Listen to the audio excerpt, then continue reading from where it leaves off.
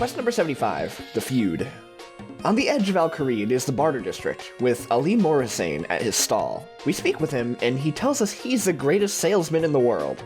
He says he's wanting to expand, but he needs an employee. He says his nephew lives in Paldimnich in the desert, and if we fetch him and bring him here, we'll get his first month's salary.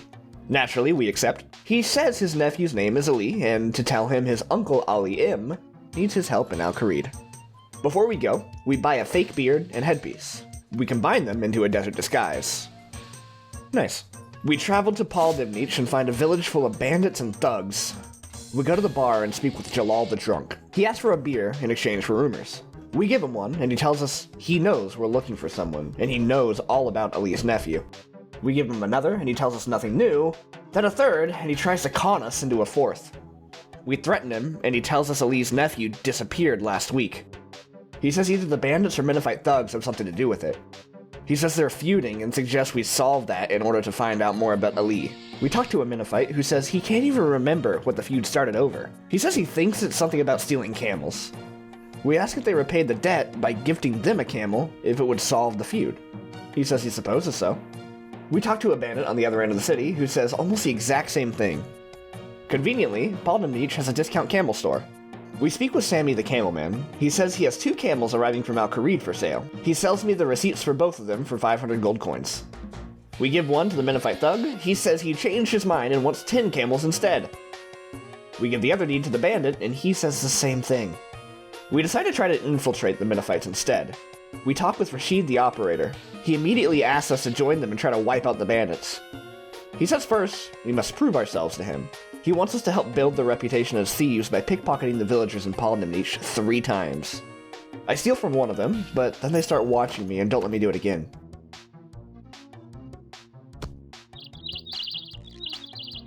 I return to Rashid. He advises me to try to distract them first. I talk to a street urchin who distracts one of the villagers for us. We steal from them. We tried again, but nobody falls for it a second time. We tell Rashid, and he hands me a blackjack. I take it and lure a citizen into a back alley and club him over the head before robbing him. We return to Rashid. He says the next trial is stealing the mayor's wife's jewels. He gives us a key to the mayor's house. We stake out the place and find there's nobody home.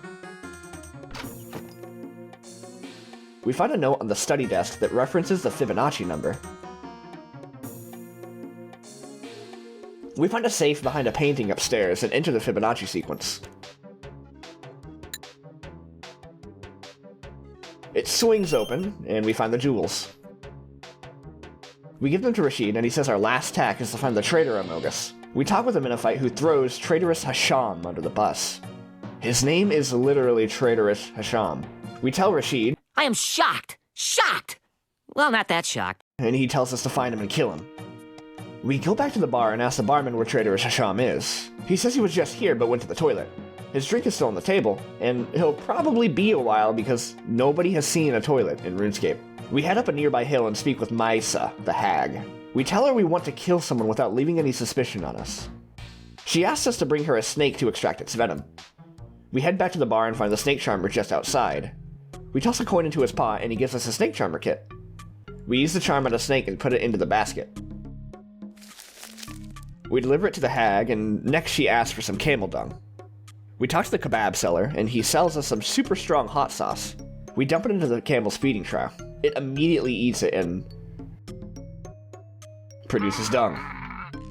We scoop it up and then give it to the hag. She gives us the poison, which we pour into traitorous Hasham's beer. We tell Rashid, and he says their leader wants to speak with us about the future direction of the gang. We speak with the Menifite leader, who says they're plotting world domination. He says the Menifite thugs are actually exiles of Menethos who were thrown out because they tried to overthrow the pharaoh in the name of Amaskut, the Devourer. He says they plan to take control of Paldimnich to use it as a place to grow their forces to attack the pharaoh again. We tell him we've had it with his type and tell him to prepare to meet Itchlarin or whatever. He sticks a guard on us, which we kill, and then the leader teleports away.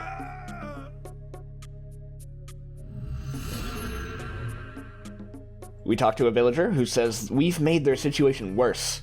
Now the bandits are uncontested and are able to focus more on subjugating the villagers instead of fighting with the Menephites. We talk to the bandit leader. We tell him to leave or we will make him leave. He summons his strongest champion, which we kill in 2 slashes. We demand the leader leave now, and he says the villagers won't ever thank us for our deeds. We tell him he's wrong, and we're going to talk to one right now. The villager does not thank us. We talk to the mayor, who does thank us, and says that they will manage the rest of their problems now that the Menophites and the bandits are gone. Oh, by the way, do you remember we're also looking for Ali's nephew? He tells us that he was forced to leave the town because he was too good of a salesman. He made the citizens angry that he was able to sell them so much junk that they didn't even want. We realize what this means and head back to Al-Kharid. We speak with Ali Morrison and tell him that we found his nephew.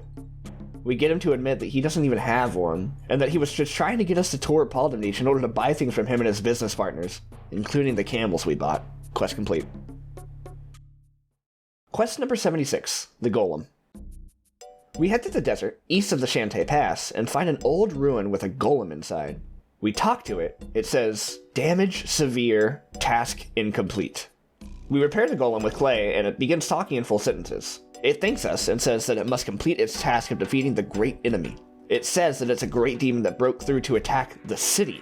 The golem army was created to fight the demon. They were able to drive it back to its plane, but the golem still needs to strike the killing blow. We go into the ruin and find some sort of key.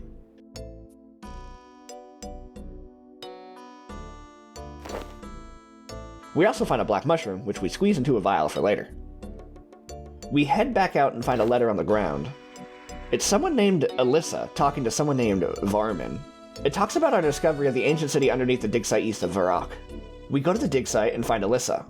We give her the letter. She says she wrote it to her late husband while he was exploring the ruins of Uzur. She says he was researching there, and we can have his notes that are in the exam center if we want to continue his work. We find his notes and read them. September 19th. Varmin found a buried city in the desert. The ruins are full of pottery.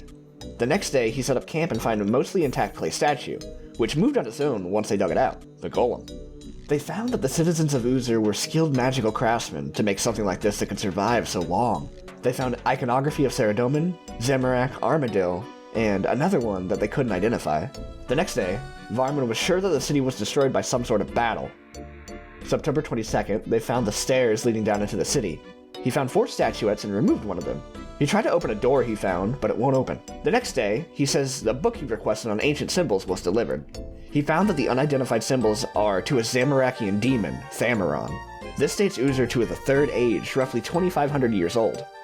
Uzur appears to be a Saradominus city. Thamaron opened a portal into the heart of the city to bypass its defenses. They were able to draw the demon back, but the city was somehow still destroyed. Varmin realized the door he couldn't open was actually used to seal the portal to the demon's plane. He mentions here that the golems experience extreme discomfort until their task is completed. Their tasks are given to them by placing magical words into their skull. They can be accessed by using a key that they found a number of in the ruins. The instructions are written using papyrus and the ink from the mushrooms that grow in the city, written using a phoenix's tail feather as a quill. Using this information, we need to get that statuette back from the museum to reopen the portal to the demon plane. We speak with the curator and tell him the situation. He understandably does not comply with our request, so we just go upstairs and find the statuette in the display case. We steal the curator's key and use it to steal the statuette. We head back into the desert and find a desert phoenix and take one of its feathers. We go back into Uzur and place the statuette back where it belongs, and we turn on the statues to turn the door, and it swings open.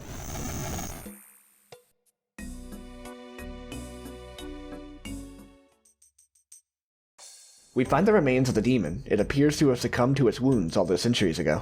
We tell the golem about it, and we realize that the golem can never complete its task, as the demon has already been killed. We write on our papyrus, "Your task is done." We insert it into the golem, and it thanks us, as its mind is finally at rest. Quest complete. After the quest, we head into the demon plane and take the gems off its throne. I realized I need an item that's going to take a little while to get. I need 12 magic logs. The best way for me to get those right now, I think, is to kill the King Black Dragon for its common drop of 10 of them. But first, 60 cooking. Okay, I made it to the lair. Oh jeez, this is hard.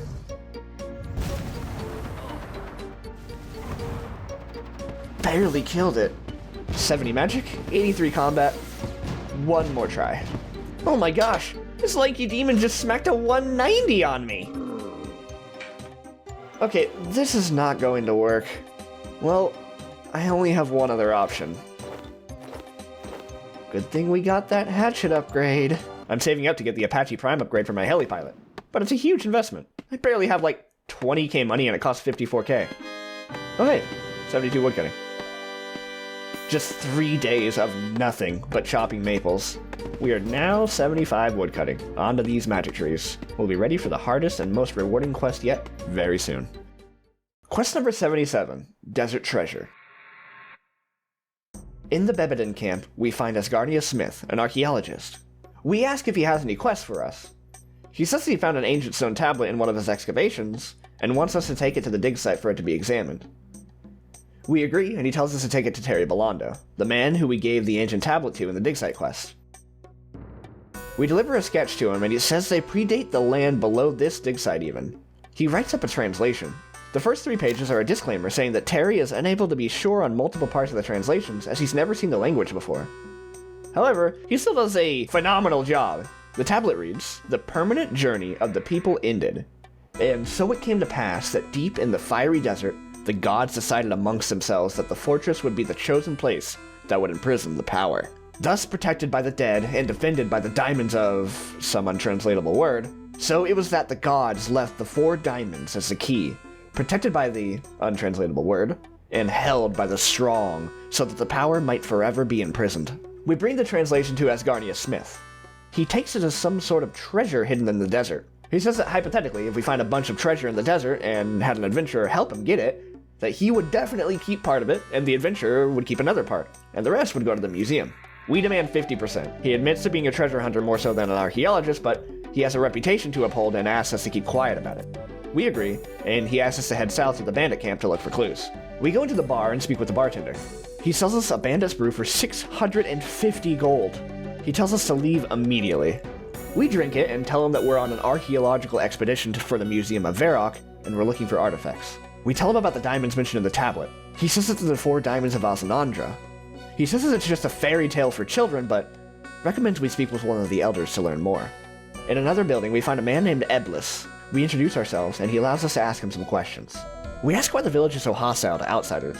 He says the people who come to their village from afar are only after taking what they can of theirs and then abandoning them. He says long ago their lands went as far south as the ocean, as far north to the ocean above the wilderness, and as far west as Ice Mountain near Edgeville. Their god blessed them with prosperity and happiness, and then their god was betrayed and banished. Without their god, Saradominus and Zemarakians took more and more land from them until it became what it is today at the desert border. Their greatest hero, Asanandra, was trapped away in the pyramid to the south of here and bound with ancient magics. They live here to this day, believing that one day, Asanandra will return and bring their empire back to its former glory. We ask him to tell us about the 4 diamonds of Asanandra. When we tell him this is the treasure we seek, he apologizes for being rude, and he says the diamonds were stolen by the strongest warriors of Zamorak, and they are likely still with them. He says the warriors have also taken the elemental powers of the diamonds into themselves as well, of blood, ice, smoke, and shadow. We ask him if there's a way to track them down. He says he knows of an ancient spell, but he requires some reagents to cast it. He says he needs to make some scrying glasses for the spell, which require 12 magic logs, 6 molten glass, and 6 steel bars. The spell itself will also require some bones, ash, charcoal, and a blood rune. We give him all the reagents, and he tells us to meet him to the southeast. We found that he's made all the scrying glasses and has enchanted each of them. He says to look into them to find the areas where the traces of magics of the diamonds linger. He warns us that they're just general areas and not actually pinpoints. The northern mirror points to an area we've been before, the snow-covered troll lands north of the mountains. We immediately head there and find a small, crying troll child near the spot the mirror was pointing at. We give him a cake and he stops crying. We ask him what's wrong. He says that the bad man hurt his mom and dad. The bad man said they stole his diamond. They did find it, but they didn't know who it belonged to. He says they would never steal. The bad man cast a spell on them and froze them solid. We say that we want the diamond. He promises to give us the diamond if we save his parents. When we start to head deeper into the troll lands, the child tells us that they freeze the air around them when they're upset or angry. We squeeze through the gate, which thawed a little bit now that the troll has calmed down, and run past the dozens of trolls inside and are immediately pelted with the frigid air, draining all of our stats and run energy, little by little, every few seconds. We find the entrance of the next area is frozen over. Each time we kill a troll, a part of it thaws open. We kill 5 and then move on.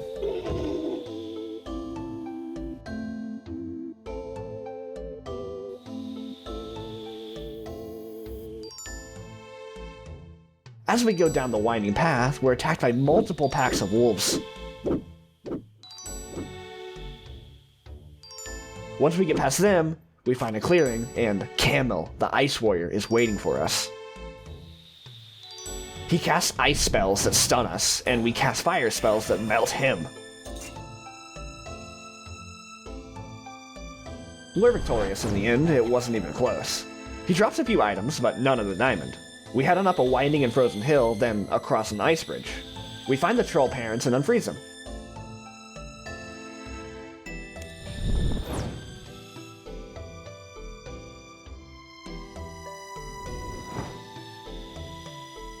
The father tells us that the child had the diamond all along.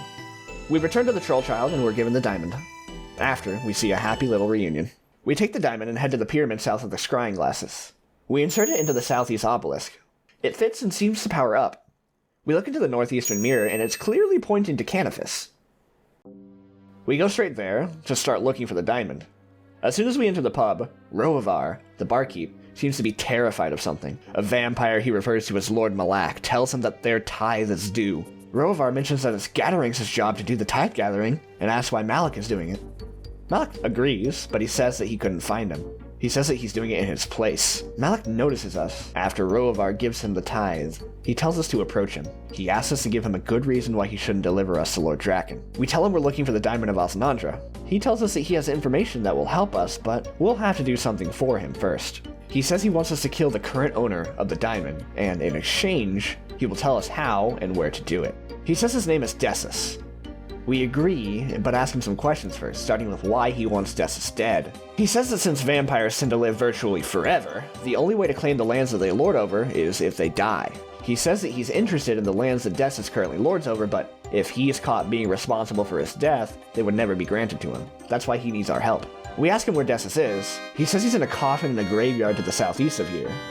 He says it's only openable from the inside, however, so we'll need to lure him out, with an offering of fresh blood. Malak also says a vampire as strong as Dessus would be able to kill us easily, so he says we'll need to poison the blood first in a way he can't detect. He tells us to take a silver bar to the man under Draenor sewers and ask him to turn it into a sacrificial offering pot. He then tells us to have an Intrana monk bless it. Then Malak will fill it with blood, and we add garlic for a more potent poison, followed by spices to mask the smell. We head into the newly opened Draenor sewers and find the man Malak was talking about, Romtun. He makes us the pot. Then we bank our combat gear and head to Intrana. We go into the church and speak with the high priest who blesses our pot. We return to Malak and ask him to fill our pot. He does, with our blood. We add garlic and spices to it, then head to the swamp, eventually coming across the graveyard. We pour the blood into the coffin, Dessus bursts out and attacks us.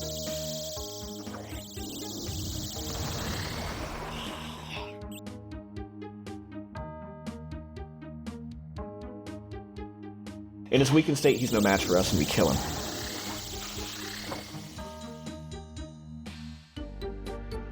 However, there's no diamond. We return to Malak. He admits that he is the holder of the diamond, and he gives it to us. He says if he sees us again, he'll take us to Lord Draken, who would be most pleased to meet the murderer of poor old Dessus. We're immediately attacked by a stranger who says we aren't worthy to hold onto the Diamond of Alsanandra.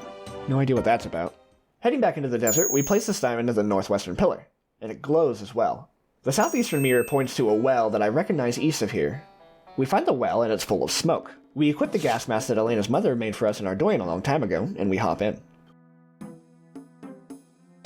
We find a cave full of fire elementals and dust devils. In the center is a large room with a locked chest that has no keyhole. Where the keyhole should be is a message that reads, "Light the path and find the key." We find a large torch in the southwestern corner and light it. Then run to another corner and light that torch as well. We find 4 total torches in the 4 corners of the cave and light them all.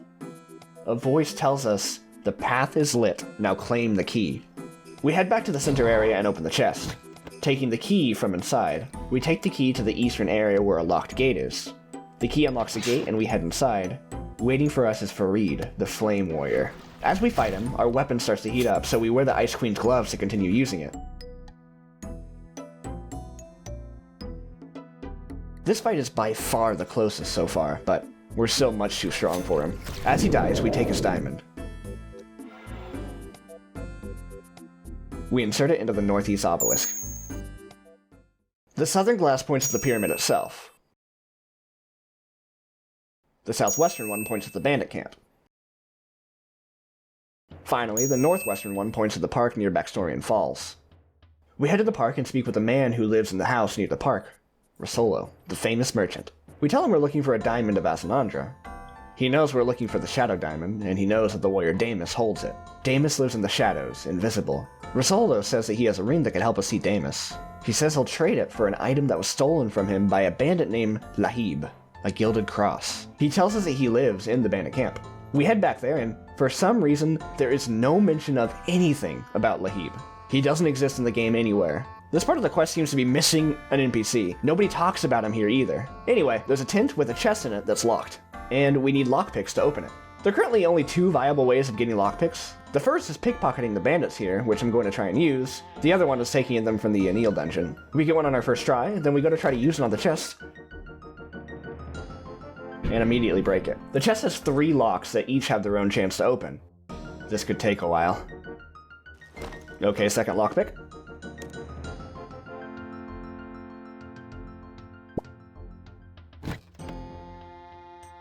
No way! It's just that easy. Back to Rosolo, I give him the cross and he hands me the legendary artifact, the Ring of Visibility. We walk into the park and wear the ring, revealing a hidden ladder going into the ground. We climb down and find a large cave. As we near the end of the cave, a voice talks to us from the shadows.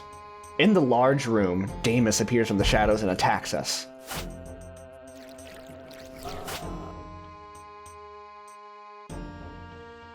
We bring his HP to 0, then he sheds his armor and heals to full health. You are no match for my power. I have endless threat ever coming near.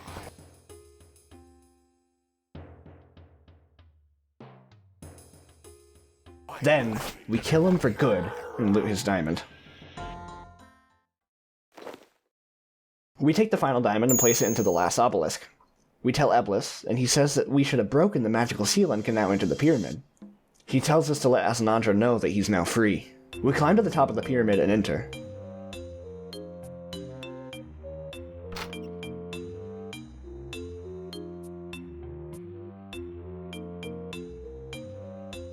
It's full of traps and monsters, which we run by. The best part is there's a completely random chance to just fall out of the pyramid. The only way to mitigate this is to be in the pyramid for as short as time as possible, but even that doesn't bring the chance to 0. If you're tick perfect, you can still fall. Now this might take a while.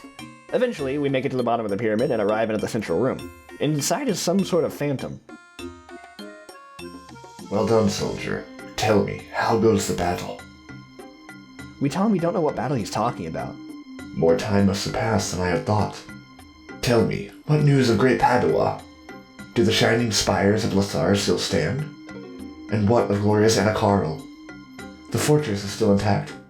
We tell him we've never heard of any of them. No, my lord. What has become of you? I cannot hear your voice in my mind anymore. My thanks to you, brave warrior, for your help in freeing me from this accursed tomb, but it seems I have much to do to make amends. How long have I been trapped here? Master, have you truly been dispatched from this world? Warrior, for your efforts in freeing me, I offer you the gift of knowledge. I bestow upon you the ancient magics, taught me by my lord before his disappearance. May you use them well in battle for our people. They will replace the knowledge that you previously had, but you may switch between them by praying at the altar in this room at any time. I trust that we shall meet again, adventurer. I offer you the blessings of myself and my master in all of your endeavors. Quest complete. Asanandra places a portal in the back of the room next to the altar. We use the altar and our spellbook is replaced. For now, I stick with the standard spellbook. We use the portal and head to Eblis. We tell him the news. He offers to sell us a staff to improve the ancient magics. We buy it. Oh yeah, then we head back to our friend Asgarnia Smith and tell him we released a powerful demon from his tomb in exchange for unbelievable magical power. He's more sad that there was no gold. Quest number 78, and the long-awaited return of Leia, Icthlarin's little helper. Near the southern edge of the desert, we find a beautiful and gigantic sandstone wall. Nearby is a woman and a tint. Leia doesn't like her. The woman asks us to put her away. We ask her who she is. She gives a strangely vague response. We bring Leia back out and ask what the woman's problem with Leia is. She says she'll teach us a secret passage if we put her away again. We do, and she says it's over by the rocks to the east, but says we can't enter it yet.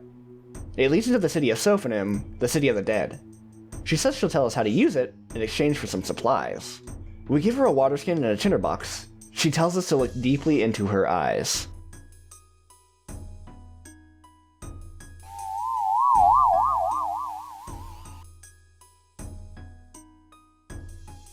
We use the secret entrance to Sophonim and wind up near a pyramid with a terrible headache and a feeling of guilt. We notice a ghost nearby making pained gestures at us.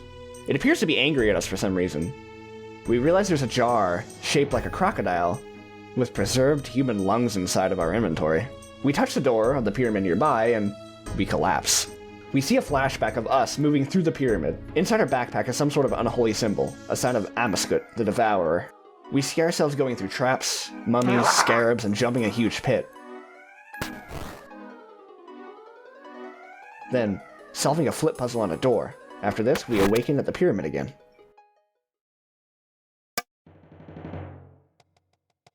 We let Leia back out of our backpack and speak to the nearby Sphinx. She ignores us and calls to Leia. They have some sort of a conversation, and we tell her that we need help. Apparently, Leia knows that we're involved in some sort of grave robbing. The Sphinx says she'll help us if we solve the puzzle. The catch is, if we fail, then she's taking Leia from us. She asks us a riddle. A husband and a wife has 6 sons, and each son has 1 sister. How many people are in the family? The answer is 9. It only takes 1 sister for all 6 of the sons to have a sister, plus the 2 parents. She tells us that we robbed the grave of the High Priest of Icthlarin. Apparently, his spirit is the one over there yelling at us. She tells us that someone hypnotized us and forced us to rob the grave. She tells us that the current High Priest will help us. She gives us a token. We talk to the High Priest, who says he won't talk to a grave robber. We tell him the Sphinx sent us and show him the token. He says he doesn't really know what to do. He's new to being the High Priest. This is his first week and there's already been a plague outbreak. We tell him we'll return the jar. The priest tells us the cats act as guardians against Amaskut, and only they can open the pyramid doors. We go back to the pyramid and set Leia down in front of it, and then try to enter. She meows at the door, and it opens. We make our way through the pyramid again. Before we jump the pit, we get another flashback. We hear ourselves say, "I need to get a burial jar for the mistress." We go to take the crocodile jar and are attacked by a man with a crocodile's head. We kill him and take the jar and leave.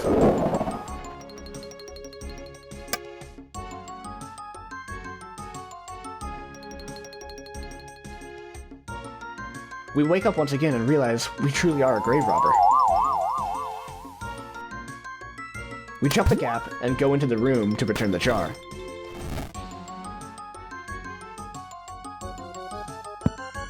We make our way out of the pyramid and return to the High Priest. Side note, I've never exited the pyramid this way in all my years of playing this game. He says that they're still plagued and they have to complete their ceremonies for the old High Priest. He says they're almost done, but the embalmer still has work to do. He asks us to help the carpenter make a new holy symbol and help with the embalmer getting his supplies. We find the embalmer and he says he needs some linen from the cloth salesman, some salt, and some tree sap. We already have the sap and the salt, then we go to buy the linen from the trader nearby. We give the embalmer all the items. Next we speak to the carpenter who needs some willow logs. We give them and he crafts a cross for us. We give it to the... Wait, where'd the High Priest go? I suppose he went into the pyramid. We go inside and navigate through once again and get another flashback. This time it's us hiding Amaskut's symbol inside the eastern room in a sarcophagus. We hear ourselves say we're going to bring the jar back to Amaskut, but we clearly never made it that far. We wake up and go into the ceremony room and stop the priests. The woman from before teleports into the room, confirming she is Amaskut. She commands us to kill the priests, but we're no longer under her spell. She possesses a priest and demands he kill us before teleporting away.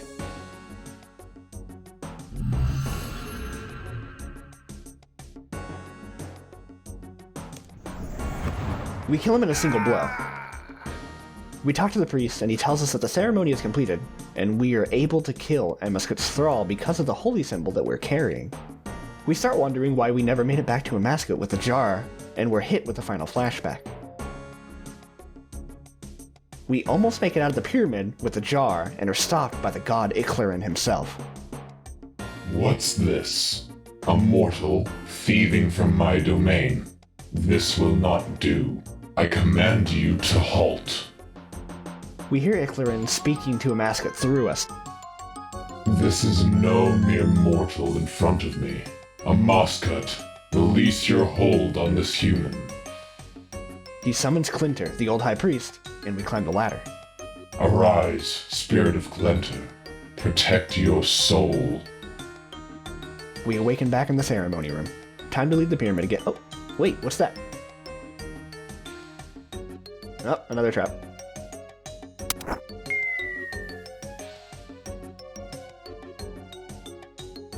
Shortcut! We talk to the high priest back in the church of Icthlarin. He rewards us with the cat speak amulet. Quest complete. We put on the amulet and speak to Leia, telling her that we're so confused about what happened here. I suppose that is understandable. You did miss out on a little bit of the adventure. I did? I thought I had all my memories back. Do you remember being hypnotized then? We get another flashback of a mascot hypnotizing us. Quest number 79, Tears of Guthix. Deep in the Lumbridge Swamp is a large opening with a gigantic chasm, with floating blue lights all over it. Down the outer path is a massive snake. We approach it, and in a woman's voice says, Tell me a story. We agree to tell her a story.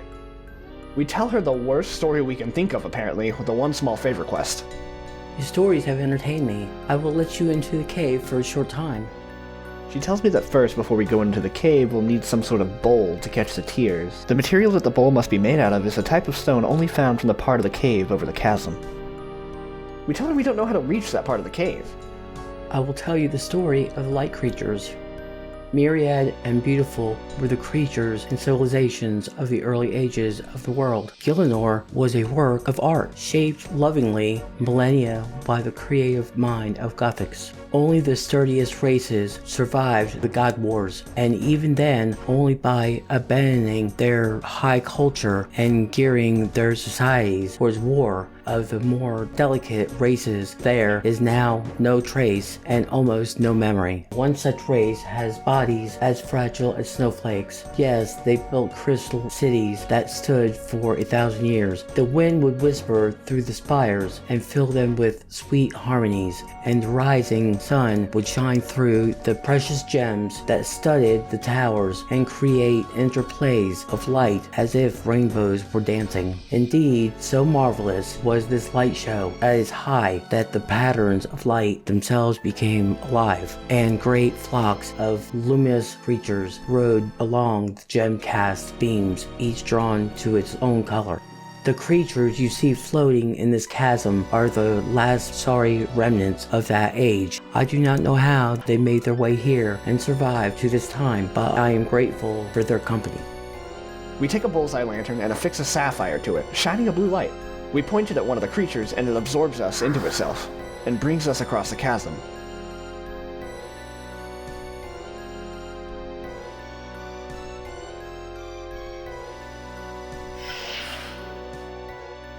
We mine a rock and chisel the stone into a bowl.